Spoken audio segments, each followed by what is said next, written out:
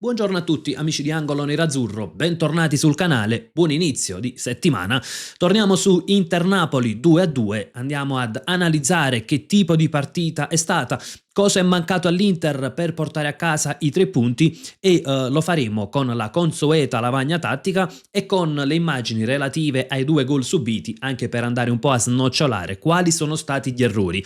Parlo di errori, quindi al plurale, perché non c'è un solo responsabile sui gol subiti. Andiamo con ordine e naturalmente partiamo appunto da come hanno impostato la partita le due squadre.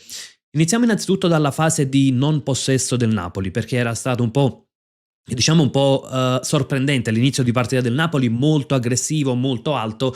Infatti praticamente sulla prima costruzione dell'Inter il Napoli andava a prendere i nostri calciatori uomo su uomo, quindi c'erano appunto le accoppiate con i 3 attaccanti sui nostri 3 difensori, Lobotka che seguiva Çalhanoğlu anche quando ecco si abbassava per costruire, c'era McTominay su Barella, gli esterni di centrocampo del Napoli appunto sui nostri quinti, Beukema che usciva su Zielinski e il Napoli lasciava il 2 contro 2 appunto con i nostri attaccanti. Quindi già da questo era una partita con duelli continui a tutto campo. Già da questo naturalmente era da mettere in preventivo di non vincerli tutti i duelli. Era in entrambe le fasi praticamente ci trovavamo questi duelli uomo su uomo a tutto campo. Inter che ad inizio partita aveva anche un po' sofferto questa aggressività del Napoli, poi ha cercato di trovare le contromisure e al nono praticamente con uno dei punti di forza della nostra Inter siamo riusciti a sbloccare il risultato. Quindi in che modo? Con Zielinski che va a rubare palla a McTominay, quindi riposizioniamo anche le pedine. Zielinski è bravo a rubare palla a McTominay che naturalmente non è un regista, quindi si è trovato ecco, un po' sotto pressione, ha provato il controllo orientato, bravo Zielinski a rubargli palla praticamente in questa zona di campo e a far ripartire l'azione. Palla poi ecco a Lautaro, c'era stato anche il fallo su Zielinski. Thuram in quel caso è stato bravo ad allargarsi, quindi ad andare a cercare un po' l'uno contro uno con Beukema e a servire Di Marco che arrivava sulla corsia di sinistra. Poi naturalmente c'è la grande giocata dal punto di vista tecnico di Marco che trova un angolino perfetto sul quale Milinkovic non può fare nulla. Ecco, da lì in poi l'Inter praticamente ha in mano il controllo della partita, il controllo del gioco, perché tra l'1-0 di Di Marco e l'1-1 di McTominay l'Inter sembra in totale controllo della partita e sembra che abbia in canna anche il colpo del 2-0. Il punto qual è? Che l'Inter quando si trova in questa situazione a volte tende anche un po' a specchiarsi troppo, perché in più di un'occasione rubiamo palla nel terzo di campo avversario con un pressing che riesce bene. Il Napoli sembrava aver accusato un po' il colpo, però poi arriviamo al limite dell'area o nell'area di rigore e siamo sempre un po' troppo leziosi, quindi un tocco di troppo, magari una giocata per cercare una finezza di troppo. A volte sembra che poi in quei frangenti della partita manca quella cattiveria agonistica sotto porta avversaria e poi ecco, dopo l'1-1 la partita è completamente cambiata perché poi è stata molto più equilibrata, il Napoli è cresciuto poi dopo il pareggio di McTominay. Torniamo alla lavagna tattica, cosa ha fatto poi il Napoli invece quando l'Inter si trovava in fase di sviluppo, quindi in fase di possesso palla anche nella metà campo avversaria, come era prevedibile ha cercato di stringere le linee, quindi abbiamo trovato effettivamente quel 5-4-1 quando appunto l'Inter aveva il possesso del pallone nella metà campo partenopea. Thuram e Lautaro non hanno quasi mai trovato spazi tra le linee, ecco, hanno fatto tantissima fatica proprio perché il Napoli era bravo a stringere queste linee, quindi anche andando incontro però non si trovava ecco tantissimo spazio, tant'è vero che secondo me Thuram ha fatto più un buon lavoro dal punto di vista tattico nell'ampiezza, sia nel primo gol dove si allarga appunto e poi permette il gol di Marco, sia c'era un'altra situazione dove Chivu aveva chiesto a Thuram quando lo sviluppo era sulla destra, di allargarsi in modo che Juan Jesus potesse seguirlo e creare spazi per gli inserimenti, però diciamo che in generale gli attaccanti dell'Inter forse sono un po' mancati, tanto è vero che io personalmente avrei optato anche un po' prima per i cambi in attacco, visto che Bonni e Esposito danno comunque delle garanzie, e personalmente avrei fatto uscire prima Lautaro che Thuram, perché secondo me, ecco, Thuram stava facendo benino, la partita di Lautaro, mi duole dirlo, ma secondo me è stata insufficiente. Inter che quindi poi provava come suo solito a sfruttare soprattutto la corsia di sinistra, quindi con Di Marco, Bastoni che andava spesso a supporto, Zielinski che forniva appunto, andava a creare un po' quel triangolo, anche se poi Zielinski molto spesso l'abbiamo trovato anche sulla tre quarti andando tra le linee, e più che come fa diciamo solitamente Mkhitaryan che si allarga tanto, e da quest'altro lato ovviamente c'era Luis Enrique che si alzava. Il punto, ancora una volta, è che Luis Enrique ha dato poco in entrambe le fasi. Ecco, è stato un Luis Enrique che in fase di non possesso qualcosa ha sbagliato, anche se sembra che per la fase difensiva stia iniziando ad entrare un po' meglio nel meccanismo del quinto. In fase di possesso praticamente non ha mai puntato l'avversario, non ha mai dato quel qualcosa che si chiedeva. Ecco, se l'Inter ha cercato un calciatore come Luis Enrique era chiaramente per avere qualcosa in più dal punto di vista offensivo, cosa che non riesce ancora a fare Luis Enrique, e cosa che praticamente sta limitando tanto l'Inter, perché poi ecco con Dumfries avevamo un quinto che andava a riempire l'area, ovviamente sfruttando anche la sua fisicità. Luis Enrique questo lavoro non riesce a farlo e forse non lo farà mai per struttura fisica, però ecco, quantomeno ci si aspettava da lui dribbling, un po' di estro e tecnica in più, cosa che non stiamo assolutamente vedendo. Torniamo alla lavagna e invece il Napoli cosa ha fatto quando era in fase di possesso? Innanzitutto era un Napoli che ha cercato di sfruttare tanto Højlund, ecco, qualcosa che avevamo analizzato anche nel pre-partita di sabato, quindi i due trequartisti che tenevano un po' impegnati, ecco, i terzi dell'Inter, e cercavano anche di isolare il duello, questo qui, quello tra Akanji e Højlund.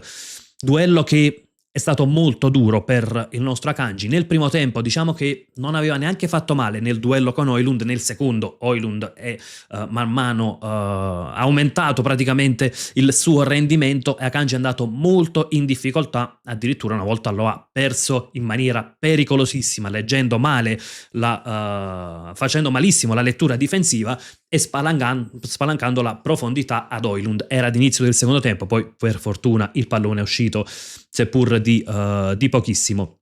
E quindi il Napoli cosa faceva? Cercava appunto la profondità di Højlund e andava a sfruttare le corsie esterne. L'avevamo analizzato nel pre-partita di sabato che le nostre corsie laterali sarebbero state messe a dura prova, perché da un lato c'era appunto Spinazzola che dava ampiezza, dall'altro c'era Di Lorenzo che dava ampiezza, e quindi Politano ed Elmas ad agire un po' negli half space e quindi a creare sempre quelle difficoltà, perché i calciatori che vanno a agire tra le linee negli half space sono sempre difficili da seguire. In realtà a volte abbiamo trovato anche Politano largo e Di Lorenzo che si inseriva. Da questo lato poi naturalmente c'erano i tanti inserimenti di McTominay. E quindi qui arriviamo all'azione del primo gol. Cosa l'Inter poteva fare meglio? Come è arrivato il gol di McTominay? Arriviamo ecco proprio all'immagine. Provo a rimpicciolire un po' la mia immagine per avere una visuale migliore. Qui praticamente troviamo Elmas in possesso del pallone e Bastoni esce su di lui. Palla larga a Spinazzola, e qui si trova l'1 contro 1 con, torniamo all'immagine precedente, c'è Luis Enrique che va su Spinazzola e va all'1 contro 1. Bastoni che era uscito su Elmas cosa fa? Va a cercare di raddoppiare su Spinazzola. Il raddoppio non è fatto bene, da questa immagine è chiarissimo. Spinazzola ha ampio spazio tra Luis Enrique e Bastoni per andare a servire Elmas. E in questo modo poi cosa succede? Bastoni è rimasto un po' a metà, è andato su Spinazzola ma non con la grinta giusta per chiudere, ed Elmas si trova ampio spazio qui, praticamente riceve palla, non è contrastato perché Bissek è lontano, si trova un po' in mezzo, ma insomma è difficile per lo sviluppo dell'azione se precedentemente è uscito Bastoni su Elmas. E quindi qui cosa succede? Poi c'è il cross al centro di Elmas e qui c'è McTominay che parte inizialmente tenuto da Zielinski ma poi diventa un uomo di Akanji. Ecco qui McTominay fa uno scatto e anticipa Akanji.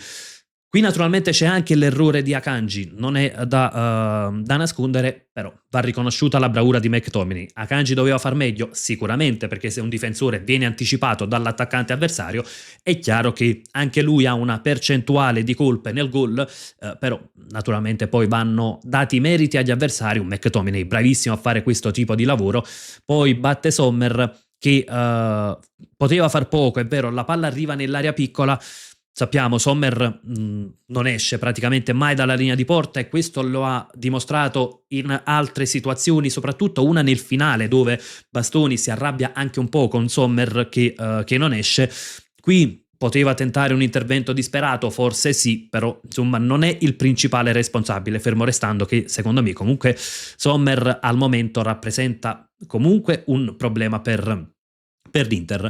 Dicevamo, dopo questo 1-1, partita che è stata molto più equilibrata e ad inizio secondo tempo c'è stato invece molto più Napoli che Inter. Ecco, il Napoli aveva iniziato benissimo la ripresa e Inter che stava andando un po' in affanno. Lettura dei cambi di Chivu, in quel caso perfetta secondo me, quando toglie Zielinski e inserisce Mkhitaryan. Zielinski aveva fatto una grande partita nel primo tempo, poi man mano è calato un po'. Nel secondo tempo l'inserimento di Mkhitaryan ha dato nuovo ordine all'Inter, ecco, delle geometrie, tatticamente il centrocampo è migliorato in fase di possesso ed è stato lo stesso Mkhitaryan che ha conquistato il calcio di rigore. Tra l'altro rigore ineccepibile, perché ad oggi possiamo discutere del regolamento sicuramente, ma lo step on foot è sempre e comunque fallo e quindi rigore insomma su cui c'è poco da discutere. Il punto è che l'Inter fa il 2-1 a 20 minuti dal termine e non riesce poi a tenere il risultato.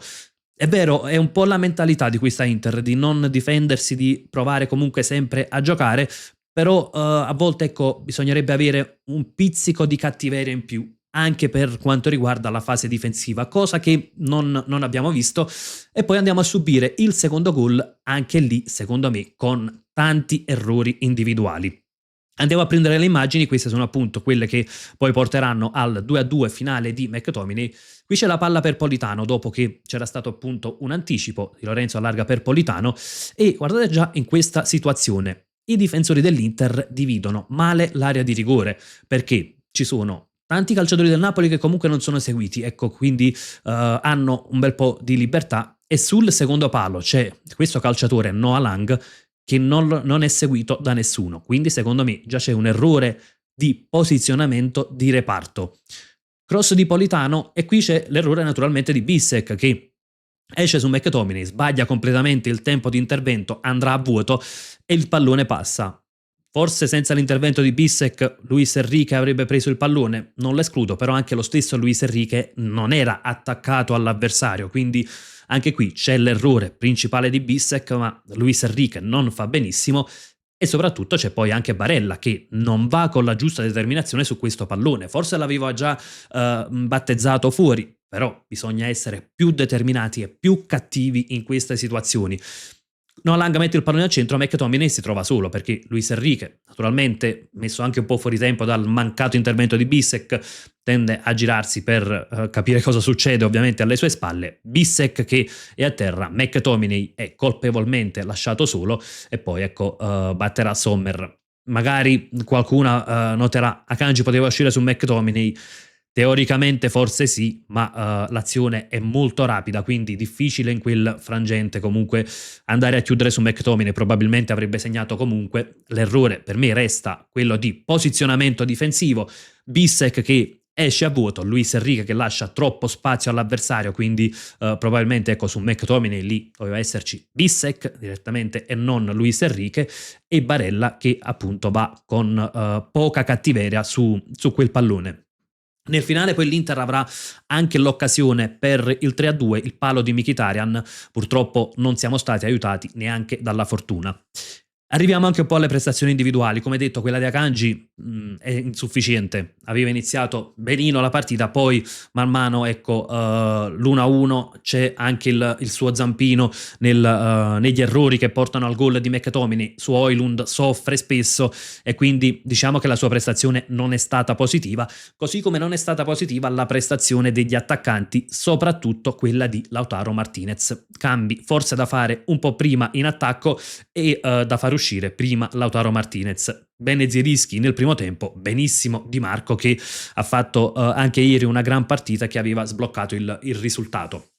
Detto questo, naturalmente non è un 2-2 da buttare, perché il pareggio contro il Napoli può starci. Tra l'altro, con la mancata vittoria del Milan rimaniamo in testa alla classifica, manteniamo un +3 sul Milan e +4 sul Napoli, che comunque è un'ottima posizione in questo momento del campionato. Ecco, sfido chiunque a pensare, dopo le prime 3 giornate, che ci saremmo trovati in questa condizione.